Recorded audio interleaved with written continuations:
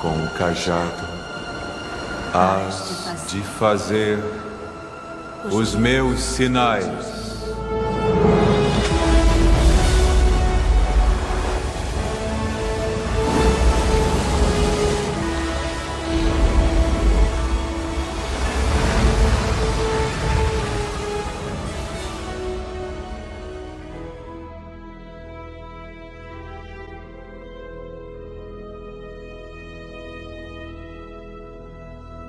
A história de Moisés, Êxodo, está no cristianismo, judaísmo e no islamismo. Por milhares de anos os fiéis a trataram como um fato histórico. Mas nas últimas décadas os estudiosos a têm chamado de conto de fadas. Mas neste vídeo, nos empenhamos a responder a uma pergunta de 3.000 anos atrás. A história de Moisés, é fato ou ficção? É importante lembrar que a Bíblia não precisa da ciência para ser comprovada, nem tampouco nossa fé está firmada em fatos que vemos ou podemos reproduzir em um laboratório qualquer. Se esperarmos conhecer a Deus, através de coisas que podemos provar cientificamente, nunca o faremos, pois Deus se revela de forma espiritual. O mesmo ocorre quando tentamos trazer os fatos narrados na Bíblia, para dentro do nosso raciocínio lógico. Simplesmente percebemos que estes fatos não se encaixam com nossa realidade, justamente porque são ações divinas, e não humanas. Alguém consegue explicar fogo e gelo descendo do céu ao mesmo tempo? Podemos, do ponto de vista lógico, entender um rio imenso como o Nilo se transformando em sangue repentinamente, apenas pelo toque de um cajado. Ou mesmo aceitar que o mar se abriu para que um povo passasse tranquilamente, a pés enxutos. Mesmo tendo infinitas provas de que fatos como estes ocorreram exatamente como estão escritos, ainda é necessário fé para aceitá-los como obras das mãos de um Deus vivo, e não só fenômenos da natureza.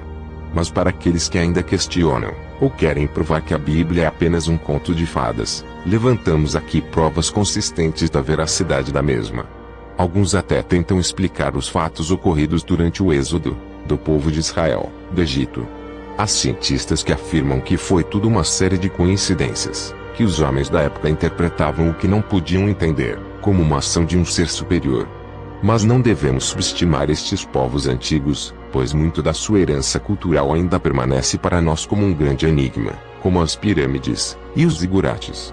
Queremos lembrar a vocês que muitos cientistas apresentam suposições e probabilidades do que teria acontecido, e muitos afirmam categoricamente que tais fatos nem ao menos chegaram a acontecer. Mas é preferível crer em provas do que em suposições.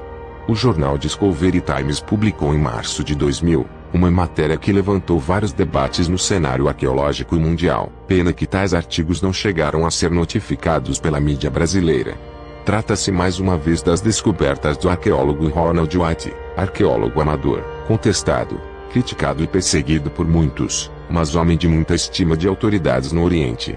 Pois nenhum arqueólogo ocidental parece ter conseguido espaço para explorar aquela região, tal como fez o Sr. White. O jornal Discovery Times reportou os achados que incluem vários artefatos antigos, como restos de carruagens, rodas, e até ossos humanos. Também foram encontrados novos sítios arqueológicos com inscrições antigas, datadas da época de Moisés, e rotas de peregrinação do povo de Israel. Provas realmente impossíveis de serem ignoradas e invalidadas. Antes de relatarmos as descobertas do Sr. Ron White, é importante salientar que ultimamente muitas provas da passagem do povo hebreu pelo Egito têm surgido. E muitas narrativas dos acontecimentos descritos outrora somente na Bíblia, têm sido considerados como verdadeiros, devido ao aparecimento destas provas encontradas em escritos de outras culturas. As narrativas do êxodo do povo hebreu eram interpretadas por muitos arqueólogos como sendo apenas uma lenda inventada durante o exílio deste povo na Babilônia. Segundo alguns historiadores do nosso tempo, a história dos hebreus é bem mais nova do que se presume, e personagens como Moisés, José, e até mesmo o grande rei Davi foram apenas uma invenção moral para manter o povo hebreu com sua estima mais elevada durante os anos de cativeiro e escravidão na Babilônia. No entanto, existem provas que contrariam tais visões, pois foram descobertas referências históricas sobre a escravidão dos hebreus, sua fuga do Egito e também as 10 pragas que ocorreram nesta época. Em 1947 o arqueólogo Henry Chavalier achou parte de um monumento, ou estela quebrado, datado da época do faraó Amose, por volta do ano de 1500 antes da Era Comum. Por incrível que possa parecer, o monumento estava coberto de inscrições hieroglíficas, que espelham a narrativa bíblica. Ela relata uma grande catástrofe ocorrida no Egito, envolvendo chuvas, trovões e relâmpagos.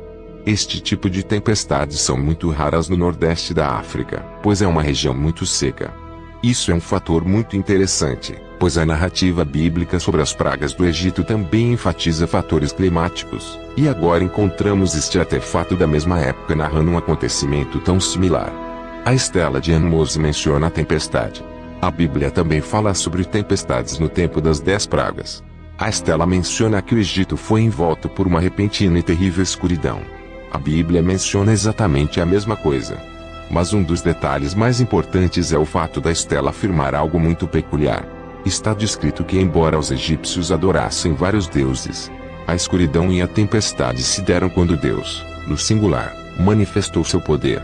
A estela de Amose trouxe uma teoria interessante a respeito do tempo do Êxodo, e dos personagens envolvidos neste acontecimento. A Bíblia não menciona o nome do faraó do tempo de Moisés. Mas se levarmos em consideração o que está escrito na estela, podemos concluir obviamente que este homem não poderia ser outro, senão o próprio faraó Amose. Algumas probabilidades de o faraó Amose ser o faraó da Bíblia. 1. Amose quer dizer a lua nasceu.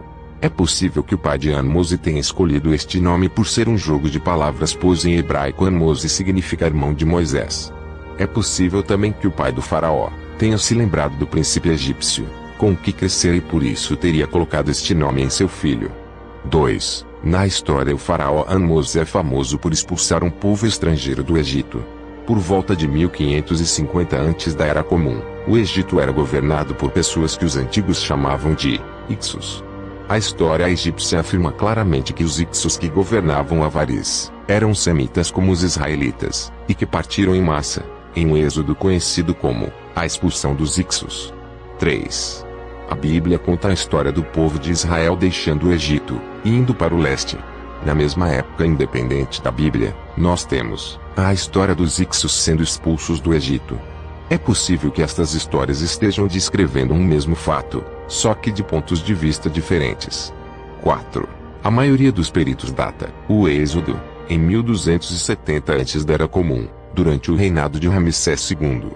Mas hoje, alguns estão abandonando esta ideia, pois a Bíblia nos dá informações que podem situar o Êxodo, não muito longe, antes do reinado de Salomão, no meio do século XV antes da Era Comum. Isso colocaria os acontecimentos do Êxodo para 1470 anos antes da Era Comum, a menos de 100 anos da data tradicional da expulsão dos Ixos. Perto demais para ser coincidência. Sabemos pela Bíblia que os israelitas chegaram ao Egito cerca de 200 anos antes do Êxodo. No hebraico original, a Bíblia chama os israelitas de povo de Deus, ou amo Israel. E se o Êxodo realmente aconteceu, devem haver provas da chegada deste amo Israel no Egito por volta de 1700 antes da Era Comum. A 400 quilômetros ao sul de Avaris, fica a tumba de Ben Hassan. Ela data de 1700 antes da Era Comum, e há nela pinturas nas paredes perfeitamente preservadas, que registram uma migração antiga para o Egito da região atual de Israel. Como na Bíblia, ela envolve semitas barbudos, sobre mulas levando famílias e rebanhos para o Egito. Como os israelitas bíblicos, eles usavam túnicas coloridas. A inscrição hieroglífica nas paredes chama este povo de Amu, ou o povo de Deus. Os israelitas teriam vindo ao Egito a pedido de José, que alcançara um dos mais altos cargos no governo daquela terra. José era conhecido como filho de Jacó, ou seja, Jacó. E ele se tornou tão poderoso que usava no dedo o selo da autoridade real. Várias escavações arqueológicas foram feitas em Avaris, à procura de indícios da presença de israelitas, e mesmo de José no Egito, e por incrível que pareça, o selo real foi encontrado precisamente no local mais provável. Foram achados não só mas sim 9 selos de autoridade real, que teriam pertencido à família ou a oficiais de José. Nos selos estão escritos os nomes Jacó, pai de José, que não são nem de longe nomes egípcios, mas sim nomes bíblicos da tradição judaica. Foi a única vez na história que nomes hebraicos apareceram em selos egípcios. Isso valida a narrativa bíblica, e liga Avaris à Bíblia. Essa figura egípcia mostra inscrições sobre o trabalho escravo no Egito no século XV a.C., na fabricação de tijolos e na construção. Êxodo 1, 11 a 14. Alguns textos egípcios mencionam cotas de tijolos e uma falta de palha, como esta escrito na Bíblia em Êxodo 5, 6 a 19. Há sinais das pragas nas ruínas da antiga cidade de Avaris, e no chamado papiro de Ipuer, encontrado no Egito no início do último século, levado para o Museu Arqueológico Nacional em Leiden, na Holanda, sendo decifrado por Gardiner, em 1909. O papiro completo está no livro das advertências de um egípcio chamado Ipuer. Este descreve motins violentos no Egito, fome, seca, fuga de escravos com as riquezas dos egípcios e morte ao longo da sua terra. Pela descrição, ele foi testemunha de pragas como as do Êxodo. No papiro de Ipuer, você encontra narrações de acontecimentos idênticos aos descritos por Moisés, em Êxodos, só que em uma versão descrita por outro ponto de vista. Existe também uma descoberta realmente considerável, da passagem do povo hebreu pelo Egito, que é conhecida como o Vale das Inscrições, Wadi Mukatel, localizado na península do Sinai. Contendo inscrições feitas por hebreus que descrevem com detalhes a fuga pelo Mar Vermelho. As inscrições foram feitas em hebraico antigo, e apesar de não se saber quem as tenha feito, pode-se afirmar com certeza se tratar de um acontecimento ocorrido no tempo do Êxodo, devido à forma de escrita que foi usada e também a detalhes descritos. Existem hieróglifos egípcios, mencionando as minas de turquesa, da região de Serabit, El-Qadim, e inscrições de mineiros canaanitas e nabateanos, em grego, latim e árabe, ao longo do vale. O explorador Charles Forster publicou estes achados em seu livro, Sinai Photographed, em 1862. A passagem do povo hebreu pelo Egito também é fundamentada pelas descobertas feitas na parte ocidental do Nilo, onde a Universidade do Instituto Oriental de Chicago estava fazendo escavações em Medinet Habu, área do sul da necrópole de Tebas. Arqueólogos descobriram evidências de algumas cabanas semelhantes às casas de 4 quartos, predominantes na Palestina durante toda a Idade do Ferro, 1200 a 586 a.C. Alguns famosos e conceituados historiadores da Antiguidade também relataram a passagem dos hebreus pelo Egito.